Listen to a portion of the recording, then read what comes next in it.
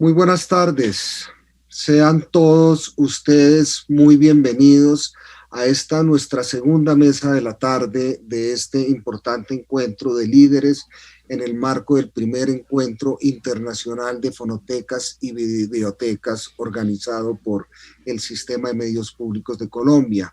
Damos la bienvenida a este panel a la maestra Mariela Salazar de la Fonoteca Nacional de México, a mi colega, doblemente colega, porque es director del archivo y también historiador como yo, Julio Fernández, que me encuentro por segunda vez contigo, Julio, en medio de esta pandemia y me agrada mucho hacerlo, a Sandra Angulo, coordinadora del Grupo de Conservación de la Biblioteca Nacional, a Laura Sánchez Alvarado, coordinadora del Grupo de Inspección y Vigilancia, y a mi querida, siempre querida, admirada y respetada Marina Arango. Gracias, Marina, por todo lo que has hecho por el patrimonio audiovisual de nosotros, los colombianos. Bienvenidos todos y como preguntas detonantes para este panel, y vamos a respetar el orden de intervención que acabo de leer, que es el mismo que está en el programa, tenemos las siguientes preguntas. ¿Cómo podemos garantizar la preservación del patrimonio nacional, sonoro y audiovisual? ¿Debemos crear políticas de preservación digital? ¿Podemos garantizar que haya un presupuesto de forma permanente para nuestros archivos? Si es así, ¿qué es el deber ser? ¿Cómo lograrlo? Sin más dilaciones, apreciada Mariela, te damos la bienvenida desde Colombia y te queremos escuchar con mucha atención. Tienes la palabra. Claro que sí. Muy buenas tardes a todos. El día de hoy es para mí un gusto estar con ustedes. Yo tengo ahorita una presentación que les voy a compartir y ahí les querría yo platicar. Vamos de atrás para adelante. Vamos. Listo.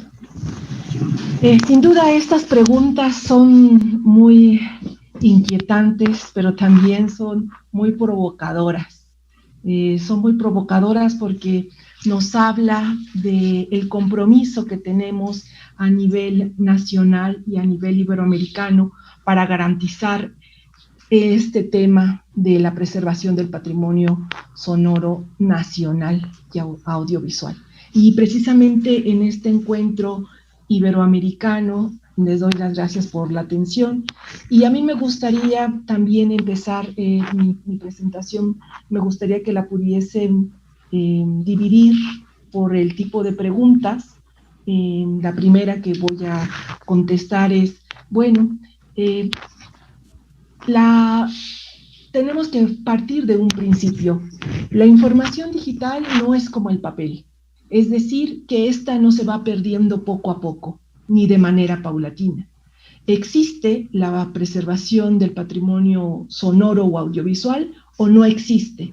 Es decir, que no podemos pensar que podemos dejar ahí esperando en nuestros discos duros, en nuestros servidores, que ahí se va a quedar la información, sino que hay que seguirla gestionando. Y entonces muchas veces pensamos, ya hicimos la digitalización, ya lo tenemos en nuestros discos duros, ya lo tenemos en nuestros servidores y podemos estar tranquilos. Pero en realidad no sucede eso. En realidad nos damos cuenta cuando abrimos nuestros discos duros de que ya no están los archivos, nos damos cuenta cuando hay una desconexión en el archivo del sistema de almacenamiento, que no se migraron los datos, que no hubo una actualización de los datos y que esos archivos que pensábamos que estaban ahí, pues ya no están. Entonces es muy importante que sepamos la naturaleza con lo que estamos trabajando. Este patrimonio sonoro y audiovisual tiene esa característica. Entonces es ahí donde es fundamental hacernos esta pregunta de cómo garantizar esta preservación del patrimonio sonoro y audiovisual. Y después de darle muchas vueltas, después de estar trabajando durante algunos años en el tema primero de la preservación y ahora de la preservación digital, es fundamental unir esfuerzos de las instituciones de la memoria, de los productores, de los archivos sonoros, es decir, de aquellos que están produciendo, de las radiodifusoras, de las televisoras, de los coleccionistas de archivo, que si bien en el ámbito analógico fueron fundamentales porque ellos resguardaron en sus roperos, en sus sótanos, estos archivos maravillosos, ahora en la era digital también están guardando estos archivos. Por eso es importante unir esfuerzos con ellos. Pero también debemos de incorporar a comunidades. ¿Y qué tipo de comunidades deberían de estar unidas en estos esfuerzos institucionales de manera conjunta? Pues precisamente a las áreas de tecnología, aquellos que crean y venden estos hardware y estos softwares, pero también incluir a estas comunidades dedicadas al negocio y al aspecto legal, porque de otra manera no vamos a poder hacerlo solos. Esto es como diferentes patas de una mesa, donde no solamente necesitamos 4 patas en esta mesa, sino que necesitamos diferentes actores para que podamos tener un avance sólido en el tema de la preservación del patrimonio sonoro y audiovisual. También uno de lo que tendríamos que hacer es incluir a los 3 niveles de gobierno, es decir, al Ejecutivo Federal, el regional y el municipal.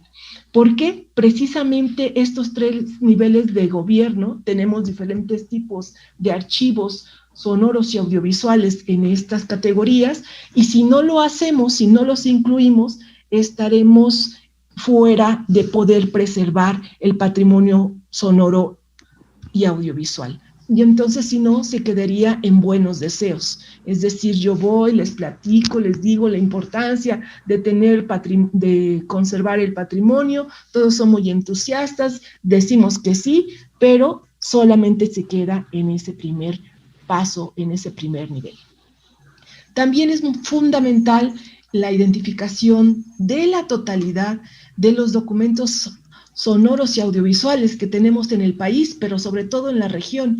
Y aquí es muy importante el trabajo que ha hecho la RIPDASA para poder hacer un esfuerzo y saber cuántos son, qué es lo que contienen, en qué formatos, pero también es fundamental saber cuál es la problemática.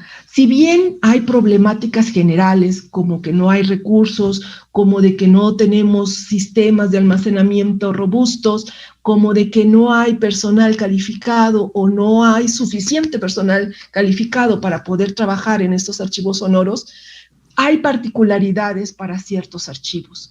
Es decir, el tamaño del archivo, el tipo de contenido de este archivo, y es precisamente que tenemos que trabajar en estas diferentes problemáticas, abordar este tema desde diferentes perspectivas y para diferentes tipos de archivos, por lo menos poder hacer grupos de estos archivos sonoros y audiovisuales que existen en el país y en la región.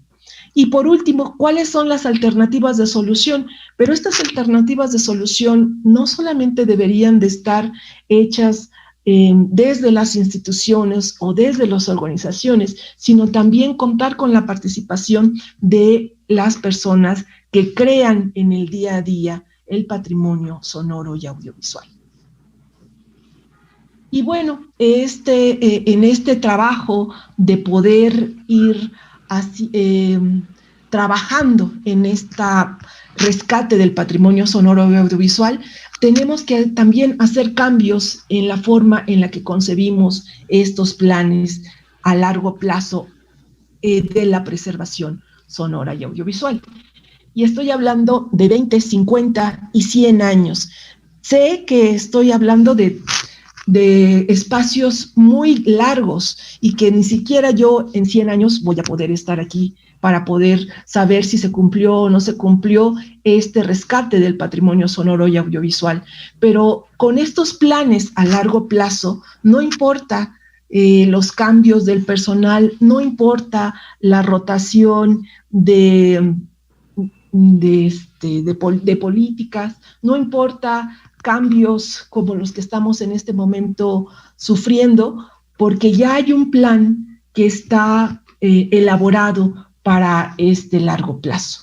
También es muy importante que para poder pensar en el tema de la preservación digital, donde ya muchos archivos están haciendo su rescate de archivos analógicos, donde otros no lo han empezado, pero van haciendo esfuerzos muy importantes, o quienes ya están con los archivos digitales encima, pues es importante considerar los ciclos de vida que tienen dentro de la preservación digital. Es decir, este mantenimiento que se tiene que dar al software y al hardware cada 5 o 10 años y con los respectivos recursos humanos y financieros, en este esquema que comparto, donde está la gestión de ingresos, la selección y priorización de los documentos, también hay un paso que es el paso número 8 y el paso número 9, el mantenimiento del software y el hardware y la migración o emulación de los paquetes de información que vayamos generando. Es decir, considerar a todo este ciclo de vida del archivo sonoro y audiovisual. También es muy importante que dentro del uso de las bases de datos, estas bases de datos se puedan comunicar. De nada nos sirve tener una base de datos que no podamos compartir dentro de nuestros mismos países o que no podamos compartir a nivel región. La idea también es, con estos trabajos, yo me he dado cuenta que los esfuerzos tendrán que ser compartidos y que los archivos también tendremos que tener bases de datos comunes que tengan afinidad en los campos que utilizamos para poder hacer estos intercambios del patrimonio sonoro y audiovisual. Pero sobre todo, si antes pensábamos en tener catálogos dentro de un país, también tendríamos que estar pensando en tener un catálogo por país y por región. Por ejemplo, sé que tenemos mucho en México algunos archivos de Gabriela Mistral, pero también sé que en Uruguay tenemos estos archivos de esta connotada poeta, y también en Argentina. Y entonces, pero ¿qué archivos tenemos de Gabriela? ¿Son los mismos? ¿No son los mismos? ¿De qué años? Y entonces, cuando vamos armando el rompecabezas y se piensa en tener un catálogo por región, es mucho más fácil unir esfuerzos para la preservación del patrimonio sonoro y audiovisual. Y también tendremos que cambiar y pensar en estas copias, no solamente tener copias dentro de nuestro país, de nuestros archivos sonoros y audiovisuales, sino también pensar en tener unas copias de respaldo a nivel iberoamericano dentro de nuestros pares. Es decir, este trabajo interinstitucional, este trabajo de intercambio, rompe con las lógicas tradicionales que veníamos trabajando en un archivo. Pero si no lo hacemos de esa manera, no podríamos pensar en el largo plazo, que estoy hablando de 100 años, en la preservación de un patrimonio sonoro nacional, pero sobre todo un patrimonio sonoro iberoamericano, que es una de las propuestas. Muchas gracias, apreciada Mariela, muy interesante tu exposición. Vamos a darle paso a Julio Bernández Baraybar, quien nos acompaña desde la República Argentina, en donde ya deben tener un clima muy agradable por esta época. Bienvenido, Julio. Este panel te quiere escuchar con mucha atención sobre lo que tengas para decirnos. Muchísimas gracias, y muchísimas gracias a los organizadores por permitir al Archivo Histórico de la Radio y Televisión Argentina participar en esta interesantísima y muy necesaria actividad.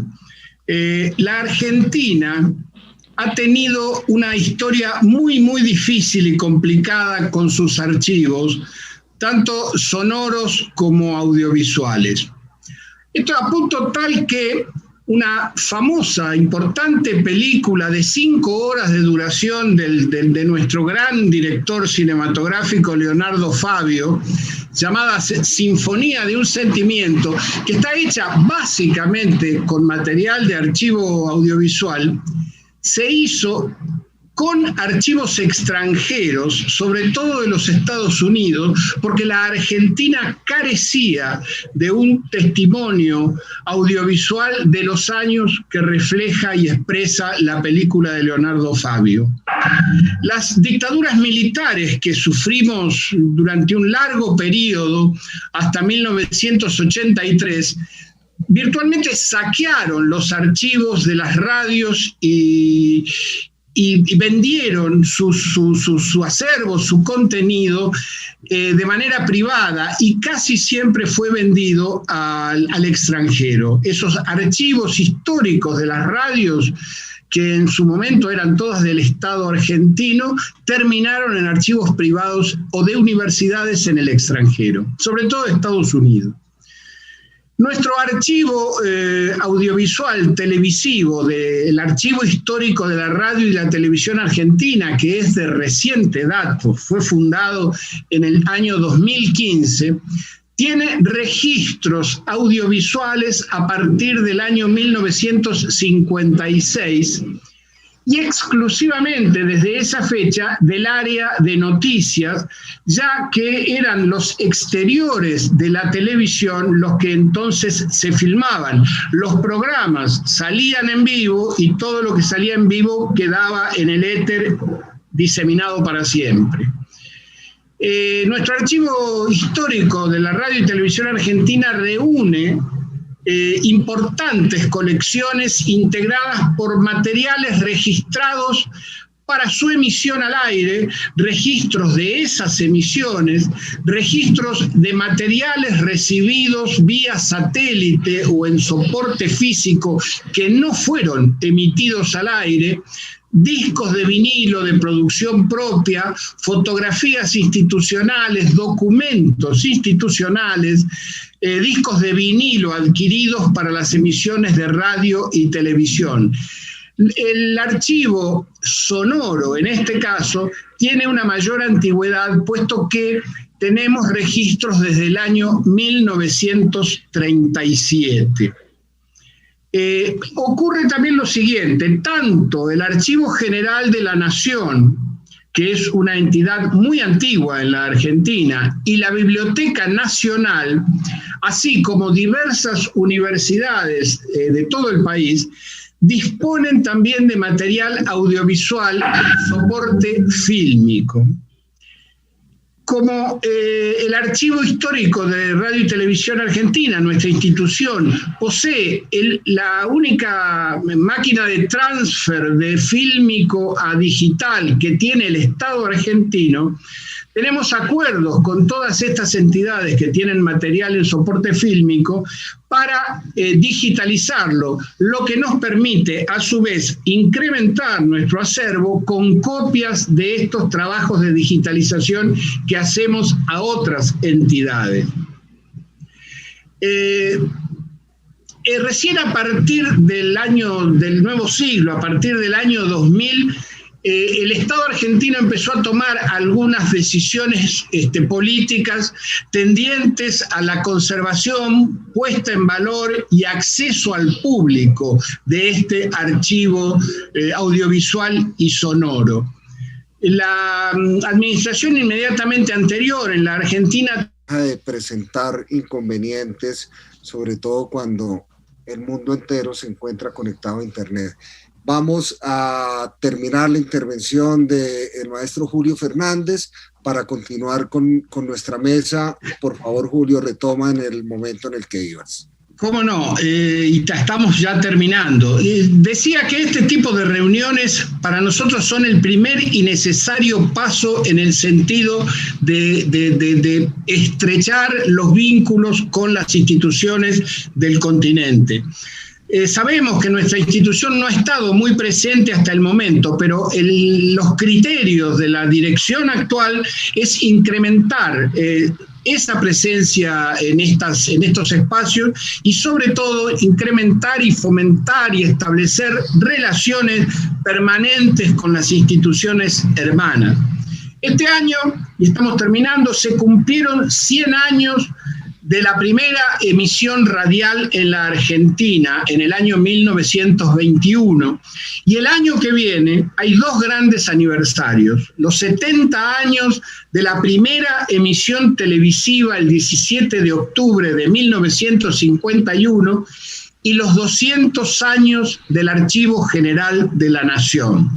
Creemos que es muy necesario hacer presente en el debate público y en la conciencia ciudadana el valor del acervo sonoro y audiovisual de nuestro país, así como es necesario un trabajo de cabildeo para introducir nuestras necesidades y dificultades en el debate legislativo en general y particularmente en el debate presupuestario.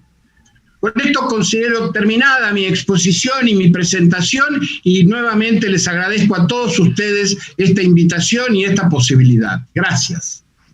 Gracias a ti, apreciado. Saludos fraternos desde Colombia.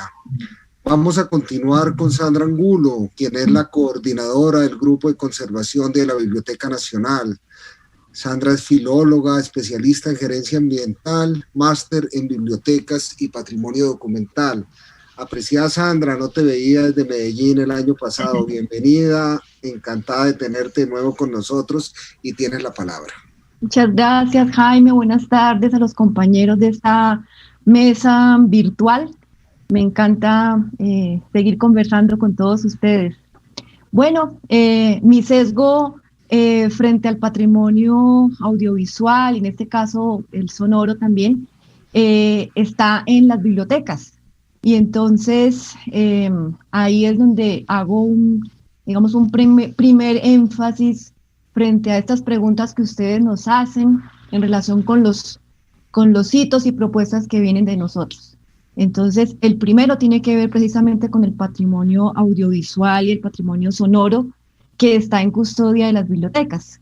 Por un lado, está todo ese patrimonio que se ha venido construyendo en diferentes tipos de soportes, que hoy, curiosamente, está amenazado porque básicamente la obsolescencia de estos soportes nos lleva a que, desde el punto de vista presupuestal, como desde la misma política y de la gestión, todo esto que nos estaba comentando hace un momento Mariela, el cumplimiento de todos los ciclos de gestión de estos archivos se dé, y básicamente los presupuestos son cortos.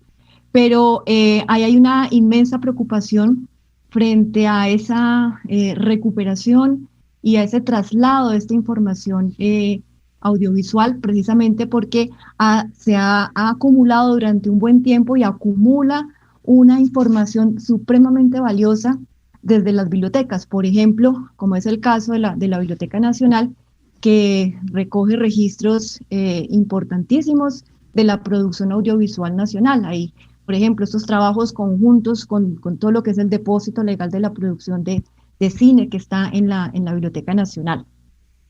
Y por otro lado está todo el patrimonio ya nacido digital. Aquí hay una participación importante desde las bibliotecas, y es el patrimonio que estamos construyendo todos los días.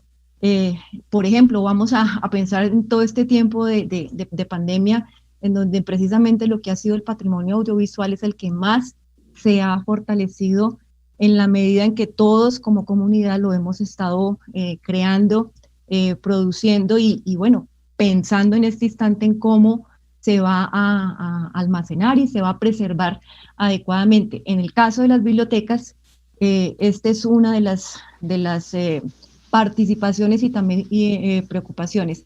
Pero hay un patrimonio muy lindo, audiovisual y sonoro, desde las bibliotecas, y es el que producen comunidades muy concretas y muy especiales, como por ejemplo las comunidades indígenas.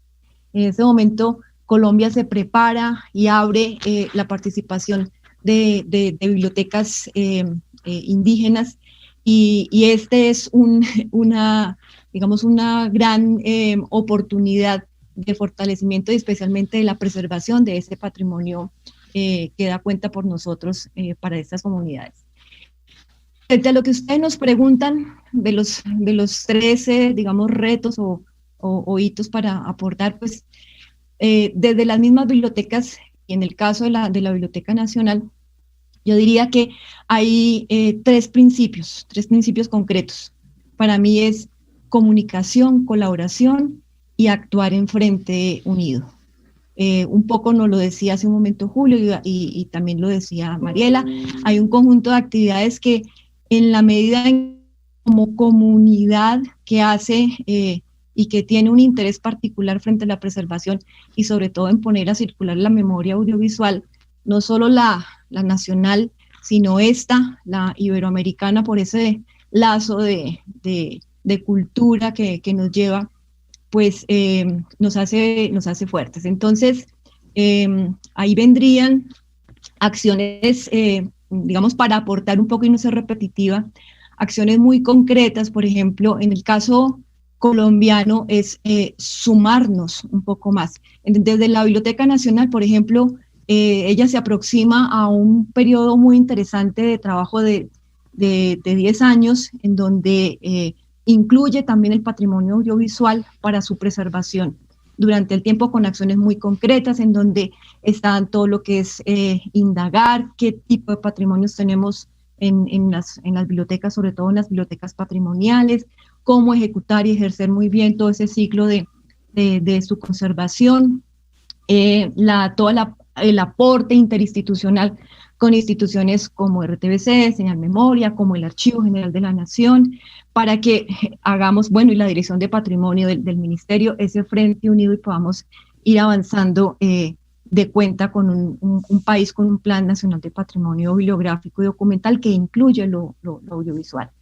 Y hay un caso y un reto concreto en cuanto a estos tipos de patrimonios y es su almacenamiento. Es mucho el patrimonio, los retos desde la tecnología, los retos desde la obsolescencia programada y tecnológica, pues nos llevan a asumir experiencias que se han abordado. Entonces, ¿cómo entre todos reconocemos cuáles son las mejores experiencias que nos permitan preservar este patrimonio en el tiempo y preservarlo con esos ciclos de estos tiempos, ¿no? O es o no sé, como decía Mariela, existe o no existe, porque básicamente el riesgo frente al patrimonio es alto. Entonces, hay experiencias como las que yo he escuchado y he visto en Señal Memoria, por ejemplo, asumiendo el almacenamiento en casa con unas muy buenas respuestas, en donde, por otro lado, tenemos el bombardeo, digamos, de otras empresas comerciales que nos llevan a tomar incluso decisiones a veces inadecuadas. Entonces, ¿cómo siendo ese frente unido nosotros podemos, por ejemplo, tomar decisiones concretas como país, cómo tomar experiencias de otras latitudes para decir, pensemos en buenas apuestas de almacenamiento que nos puedan llevar a dar cuenta real de la preservación en el tiempo del patrimonio audiovisual para no verlo amenazado en riesgos? Hay algo también muy importante que me gustaría aportar, y es cómo desde la cultura, cultura ciudadana, en cuanto a la formación de la cultura digital, es algo que nos está tocando, no solamente desde lo institucional, sino también desde lo personal, en la medida en que todos somos creadores de patrimonio audiovisual, y cómo desde las instituciones grandes y madres podemos estar propiciando a través de nuestras actividades y de la inclusión en nuestros planes de trabajo, todo lo que tiene que ver con formación y capacitación. Digamos, grosso modo, para no ser repetitiva, creo que esas son una de las apuestas que estamos pensando y lo que yo podría aportar en este momento para este foro desde las bibliotecas. Muchas gracias. Pues gracias a ti, apreciada Sandra, muy amable por tu participación y muy importante lo que nos dices. Y yo creo sobre eso último con lo que cerrabas, creo que nuestra próxima invitada, Laura Sánchez Alvarado, quien es la coordinadora del Grupo de Inspección y Vigilancia del Sistema Nacional de Archivos del Archivo General de la Nación de Colombia, quien es antropóloga, especialista en análisis de políticas públicas y paleografía, tiene mucho que decirnos. Bienvenida, Laura, y este panel y todos quienes nos escuchan por fuera de él, te oiremos muy atentamente. Buenas tardes a todos. Muchas gracias por la invitación a este importante evento.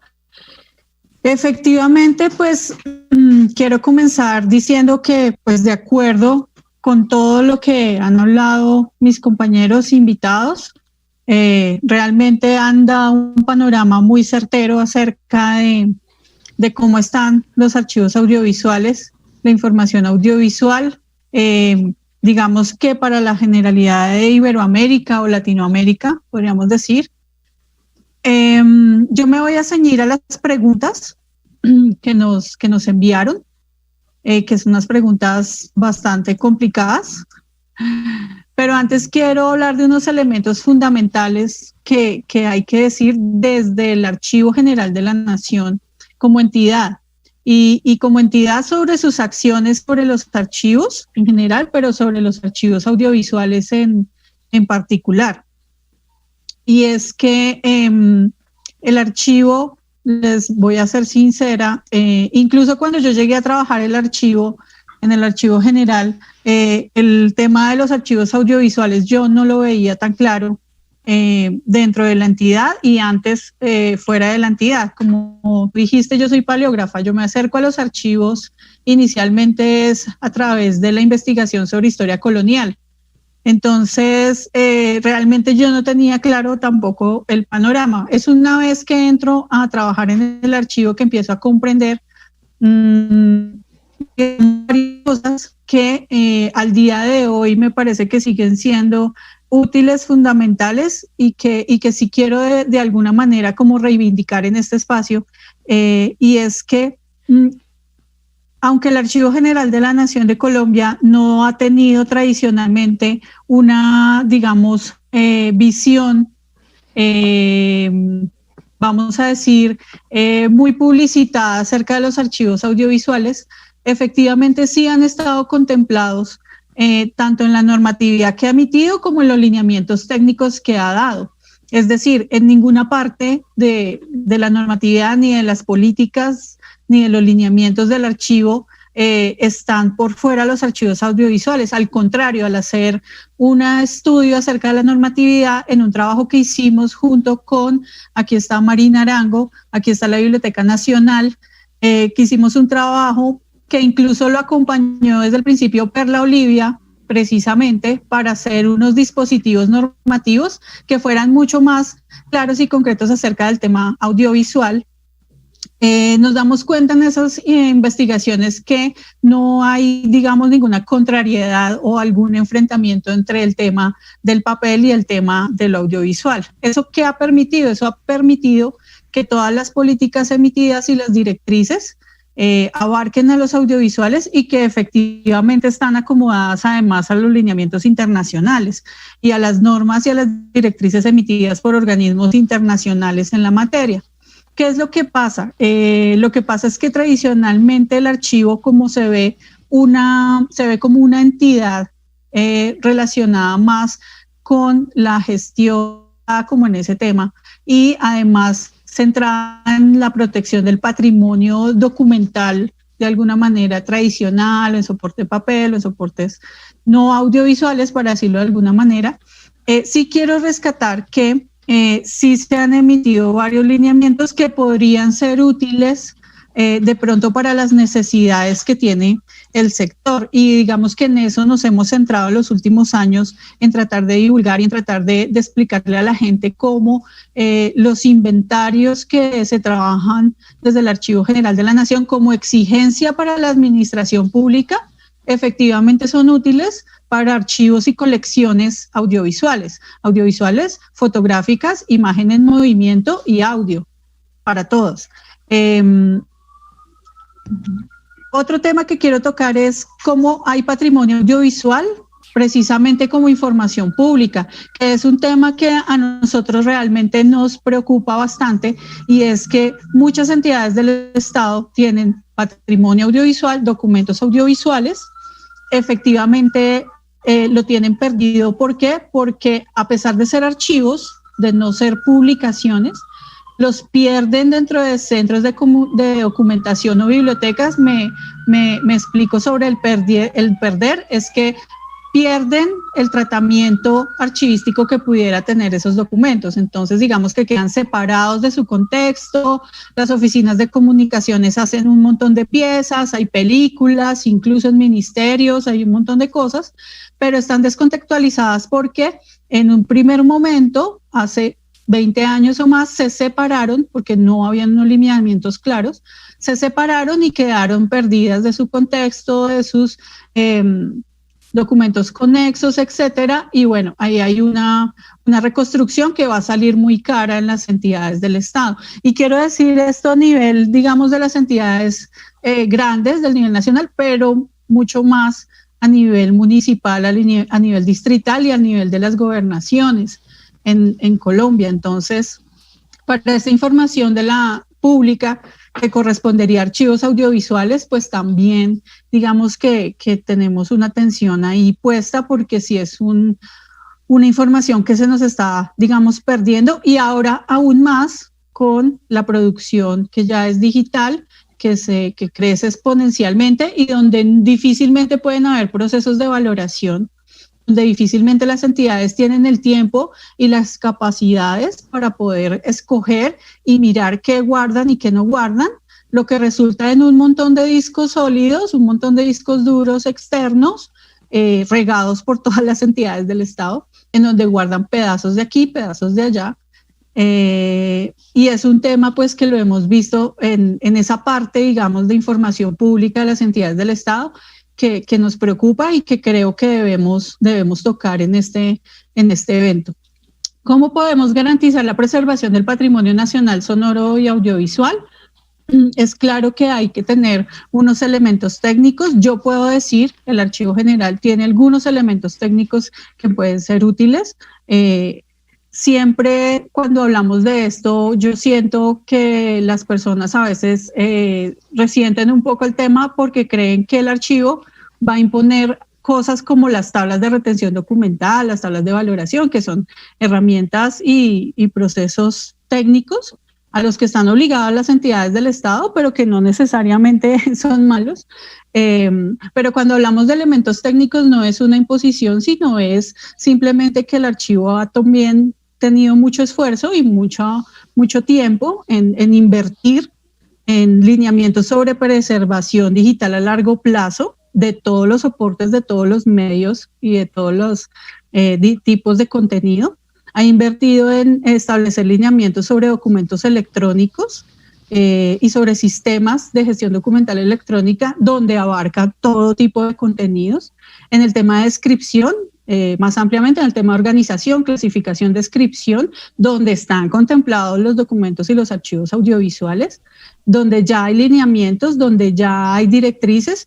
Entonces la invitación es, bueno, miremos un poquito de todo eso que nos puede servir, sin pensar que es un tema de pronto impositivo ni nada. Para las entidades del Estado sí, lo lamento, pero más en sentido amplio para estas redes que estamos formando, para todo este trabajo mancomunado que estamos realizando. Bueno, miremos esas redes de cooperación técnica y capacitación. Nosotros tenemos mucho que decir acerca de eso, no lo sabemos todo, no tenemos todo completo, es cierto. Tenemos que divulgar más y capacitarnos más en el tema audiovisual, pero no hay que soslayar que sí hay unos adelantos. Yo quiero resaltar aquí que hay un dispositivo que es muy importante, que es el Sistema Nacional de Archivos. O sea, nosotros tenemos acceso por ese sistema a todas las regiones del país, a todos los municipios, y tenemos también poder de convocatoria. Úsennos también para esas cosas. Y tenemos pues también esas intenciones de trabajar en red y en sinergia, que es la palabra también que se está usando, y es que tenemos Red Nacional de Archivos, tenemos Sistema Nacional de Archivos con un sistema de información, se está trabajando en tecnologías de la información del archivo en el Archivo Digital Nacional, que quiere ser el gran repositorio patrimonial de documentos de archivo en cualquier soporte, en cualquier formato, de cualquier contenido. Entonces, digamos que ahí hay cosas que podemos retomar y podemos mirar para que ustedes también nos digan al Archivo General, que es muy importante, nos digan qué es lo que se necesita y qué es lo que hace falta, ¿sí? Porque nosotros, digamos que podemos, como entidad, que es la única entidad rectora en el tema de archivos en el país, digamos, en estos términos, ¿cómo podemos es más bien, digamos, colaborar? Nosotros tuvimos la experiencia, Marina lo sabe, de recorrer también un camino, de ir en las regiones mirando cómo estaban los archivos audiovisuales. Tratamos de hacer y creo que logramos parcialmente una red de archivos sonoros, tenemos unas becas con el Programa Nacional de Estímulos del Ministerio de Cultura, perdón. Bueno, hemos hecho varias cosas que necesitan revisarse, evidentemente.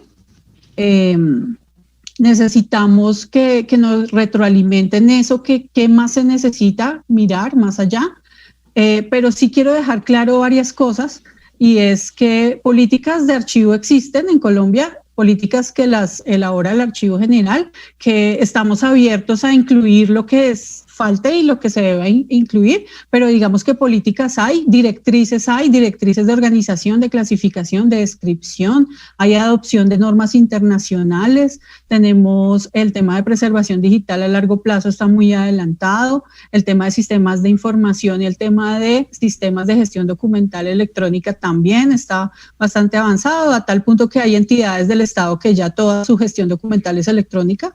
Entonces la idea es invitarlos también un poco como a, bueno, aquí hay unas respuestas parciales del Archivo General, bueno, miremos qué es lo que haría falta. Por último, quiero referirme al tema del presupuesto, que es el tema también.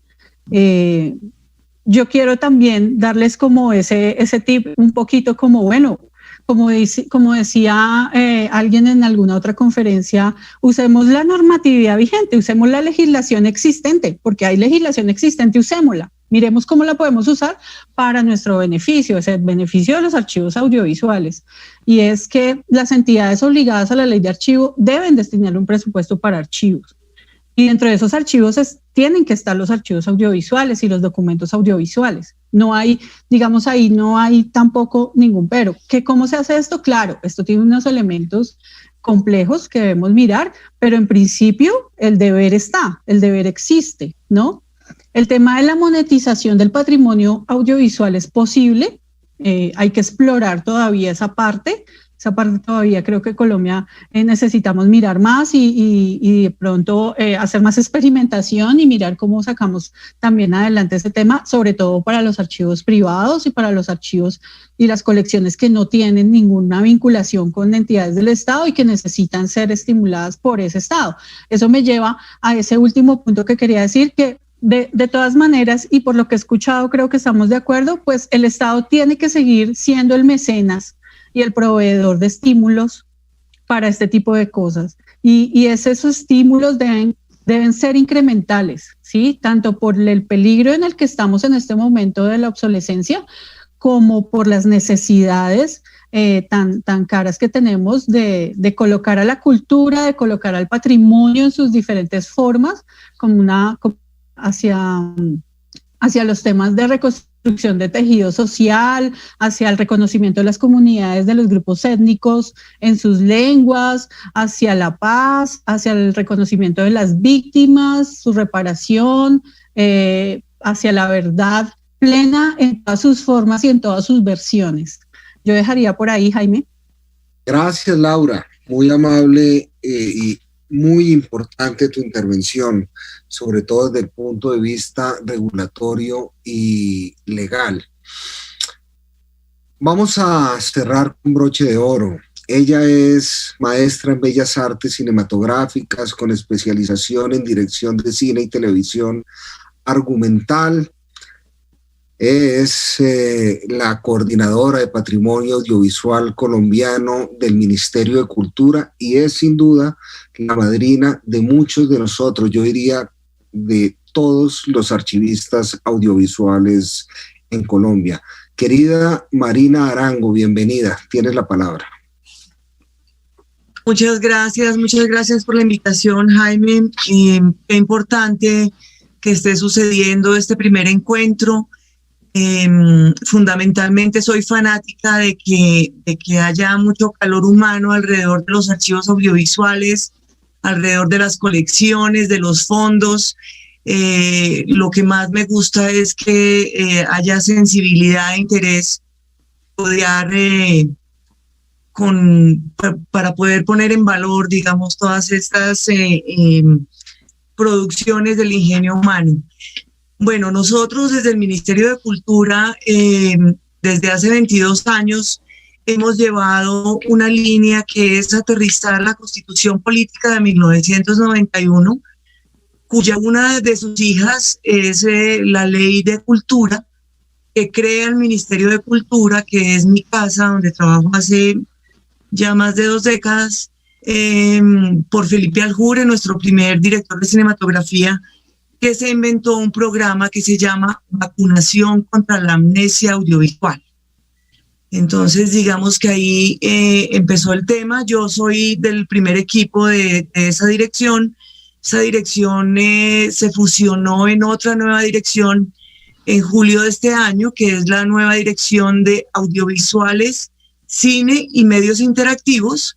Saludamos a nuestro director, Jaime Tenorio, y digamos que en ese inicio, con este programa, empezó todo un trabajo que hemos construido muchísimas personas, muchísimas instituciones. Nada de lo que se ha hecho es por una sola persona.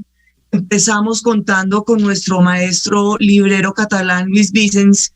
Empezamos contando la historia del nacimiento de la Biblioteca Nacional de Colombia en 1777, la historia del Archivo General de la Nación, porque el modelo colombiano, o sea, en Colombia, son varias las entidades que tienen potestad reglamentaria de crear legislación, lineamientos de política sobre el patrimonio audiovisual colombiano. Después de mucho recorrido, digamos unas 15 líneas de trabajo durante estas 2 décadas, que después les podría contar más despacio porque es un trabajo muy largo de contar, creo que voy a contar uno de los hitos más grandes que hemos logrado. 27 personas e instituciones, porque en Colombia hemos trabajado bajo una sombrilla que es un sistema de información del patrimonio audiovisual colombiano, donde también tenemos muy en cuenta las personas naturales, o sea, las personas aparte de las instituciones. ¿Por qué? Porque las personas van migrando de institución. Esa es nuestra experiencia. Pero también existen unas instituciones tan sólidas como la Biblioteca Nacional, como el Archivo General de la Nación, como la Dirección de Patrimonio y Memoria del Ministerio y como la antigua Dirección de Cine, donde pudimos legislar y hacer todo un ejercicio que empezó hace 20 años por mandato de la Ley de Cultura, hacer un inventario del patrimonio cultural colombiano. Allí editamos en 2005 un manual maravilloso donde estábamos todos. Luego vino el camino de redactar y de construir la política de patrimonio mueble, donde también estuvimos todos, lo archivístico, lo bibliográfico y documental, donde estuvieron todos, digamos, las expresiones de la cultura. Tuvimos un proceso social donde más de 25.000 colombianos participamos, que se llamó el Plan Decenal de Cultura 2001-2010, que todavía está vigente. En este momento el Ministerio de Cultura va a emprender el camino de hacer el próximo Plan Nacional de Cultura, donde se escuchen todas las voces, que creo que va a ser uno de los escenarios donde va a quedar consignada esa política digital. Y todo esto nos llevó en el año 2013 a crear el Comité de Archivos Audiovisuales, Sonoros perdón, que estoy un poco ronca, y otros especiales del Archivo General de la Nación que tuve la distinción de presidir desde su creación hasta que logramos emitir la norma. Laura Sánchez, aquí presente, fue la secretaria. Sandra Angulo participó en ese proceso activamente. Y así, digamos, todas las instancias y entidades que tienen que ver con el audiovisual. Esa norma es muy importante porque es un lineamiento concreto político que se deriva de todo un proceso de largo aliento de muchísima gente y muchísimas instituciones, como decía Laura, siguiendo los lineamientos internacionales también, sobre todo de la UNESCO y sobre todo de Ray Edmondson, nuestro maestro australiano que ha sido fenomenal, y esa norma también aplica a lo digital, porque esa norma tiene 4 patas. La primera son los contenidos editados o inéditos, sean estos sonoros, musicales, videográficos, fílmicos, editados e inéditos, hechos y producidos en cualquier tecnología inventada o por inventar. Los documentos, la segunda pata, son los documentos conexos que alimentan esas obras y esos registros inéditos. Llámese guiones, llámese fotos, llámese partituras, etc. Luego, la tercera pata, las máquinas, porque todos estos dispositivos son súper útiles a la hora de poder reproducir estos contenidos. Y la cuarta pata que logramos introducir, aunque Colombia no firmó el Tratado de la UNESCO sobre Tesoros Humanos, son los conocimientos de las personas, porque cada época trae su tecnología, sus conocimientos. Las personas que trabajaron fotoquímico, magnético, esas personas tienen unos conocimientos que son absolutamente indispensables y valiosos para poder preservar ese patrimonio. Entonces, esta norma también aplica a lo digital. Lo dice expresamente. Es la resolución 3441 de 2017. Sobre el tema de la sostenibilidad, que las invito a conocer a todos, digamos, todo este trabajo colectivo tan bonito y tan útil, porque como decía Laura, aquí ya tenemos esa legislación. Como decía Sandra, aquí ya tenemos una política bibliográfica para el patrimonio bibliográfico y documental. Entonces aquí hay un camino recorrido y hay otras estrategias y otros lineamientos. Sobre la sostenibilidad, es muy difícil, pero no es imposible. Las personas que llevamos largo rato en las instituciones y que tenemos la oportunidad de estar en los escenarios de decisión, vamos con nuestras manos metiendo la palabra patrimonio audiovisual colombiano en los entresijos y en la red que teje el Tesoro Nacional, la política pública, el tesoro que se financia por el Tesoro Nacional. Entonces tenemos en Colombia recursos de inversión, tenemos recursos de funcionamiento, tenemos los recursos de las regalías, tenemos los recursos del impuesto nacional al consumo, que tiene que ver con una sobretasa a la telefonía celular, que no es poca plata. Esto último para los bienes declarados de interés cultural. Hemos logrado declarar los largometrajes como bienes de interés cultural de la nación. Y creo que hay una herramienta fundamental para este trabajo, que es el depósito legal, que está en cabeza de la Biblioteca Nacional de Colombia, depósito legal de la televisión colombiana, de la radio y la televisión colombiana, que no hemos podido aterrizar.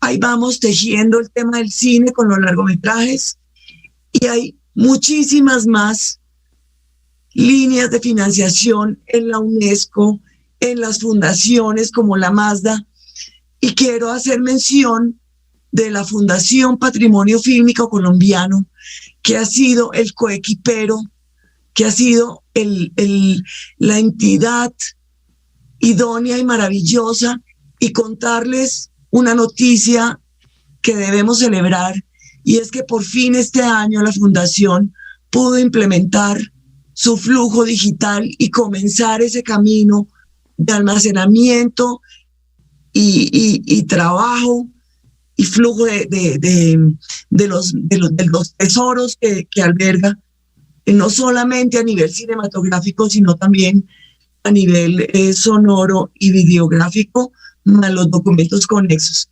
Entonces yo dejaría ahí porque se me va la voz. Se te va la voz, pero queda todo lo que has dicho en nuestros recuerdos, querida Marina. Muchísimas gracias. Terminamos así con esta segunda mesa. Hemos escuchado opiniones de 5 expertos que nos deben hacer, porque ese es el objetivo de este encuentro, reflexionar en torno a la importancia de la conservación y preservación de los archivos audiovisuales y sonoros.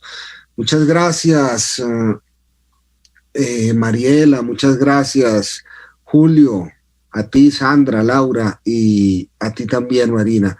A todos muy amables, y los invitamos para que ustedes, los panelistas y también todos quienes nos escuchen, nos acompañen en la siguiente mesa, que va a abordar nada más y nada menos que la academia, porque es allí, en las aulas universitarias, donde más se debe incentivar el amor por estas fuentes, por las fuentes audiovisuales y por las fuentes sonoras, que son los que nos han convocado en esta tarde fría ya, por lo menos acá en Chía, Colombia. Hasta luego.